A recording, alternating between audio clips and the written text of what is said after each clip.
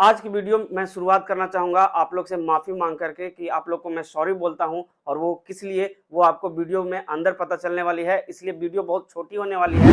आप शुरू से अंत तक ज़रूर देखिएगा दोस्तों। और बड़े काम की ये वीडियो है और पिछले 1-2 वीडियोज़ में मैंने कुछ चीज़ें जो बताई थी वो बिल्कुल रॉन्ग था। मैं मैक मिनी M2 के बारे में बिल्कुल रॉन्ग था और वही चीज़ मैं आपको बताने वाला हूँ, क्योंकि मैं जब उसको इस्तेमाल किया, जब मैं इसको यूज़ किया तो बिल्कुल चकित रह गया कि अरे ये तो बिल्कुल ऐसा है ही नहीं। और दोस्तों वो क्या चीज़ है उसके लिए चलिए वीडियो को करते हैं शुरू।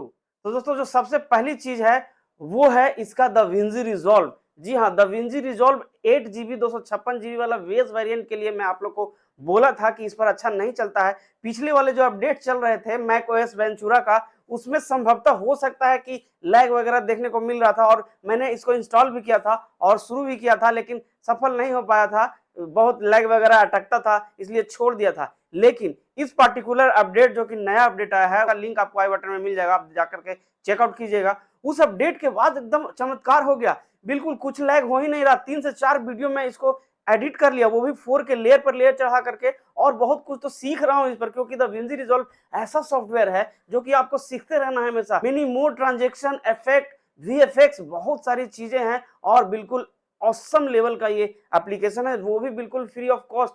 1 पैसा भी आपको नहीं देना है और इसको आप इस्तेमाल कर पाइएगा। बहुत जल्दी इस पर मैं वीडियोस लाने वाला हूं आप लोग के लिए कि किस प्रकार से इसको आप इस्तेमाल कर पाइएगा, और बिल्कुल डरने की बात नहीं है। अगर आपके पास 8 GB वाला ही मैक मिनी M2 है तो आप इजीली इसको, इस सॉफ्टवेयर को चला पाइएगा। तो इस बारे में मैं आप लोग को कई बार बता चुका था कि नहीं चलता था। तो दोस्तों ये मैं रॉन्ग था मैक मिनी M2 को लेकर के कि इस पर DaVinci Resolve नहीं चल पाएगा। और अगर दूसरी चीज की बात करें दोस्तों, वो है इसका डिस्प्ले सेटअप। जी हाँ दोस्तों, मैं आपको बताया था कि एक साथ आप 3 डिस्प्ले सेट कर पाइएगा, लेकिन इसमें एक ट्विस्ट है। ट्विस्ट क्या है दोस्तों कि आप जो 2 पोर्ट दिया गया है बेस वेरिएंट जो कि M2 चिप के साथ M2 मैक मिनी का आया है, उसमें 2 थंडरबोल्ट है और एक जो आपका HDMI पोर्ट है जिसके साथ आप डिस्प्ले कनेक्ट करते हैं। थंडरबोल्ट पोर्ट जो टाइप सी वाला है उसके साथ आप एक डिस्प्ले कनेक्ट कर लिए, और एक जो आपको HDMI केबल मिला है उसके साथ आप जो कनेक्ट कर लिए, वो कुल मिलाकर के 2 डिस्प्ले एक साथ कनेक्ट होगा। लेकिन मैंने ये बोला था आप लोग को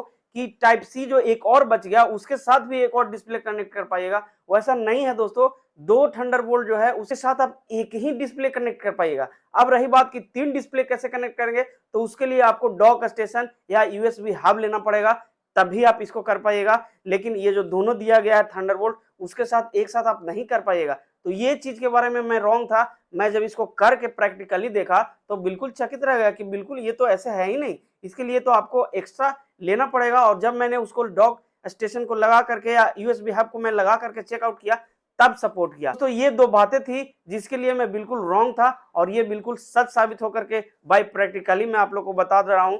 तो अगर आपको 3 डिस्प्ले कनेक्ट करना है तो उसके लिए आपको USB हब लेना ही पड़ जाएगा। तो दोस्तों ये थी आज की वीडियो। अगर वीडियो अच्छी लगती है तो एक लाइक जरूर कर दीजिए दोस्तों, क्योंकि लाइक करने से मोटिवेशन मिलता है। और नए हैं चैनल पर सब्सक्राइब भी करते जाइएगा, क्योंकि मैं इसी तरह के अमेजिंग वीडियोस लाते रहता हूं सिर्फ आप लोग के लिए। तो फिर मिलते हैं किसी और वीडियो में, तब तक के लिए बाय।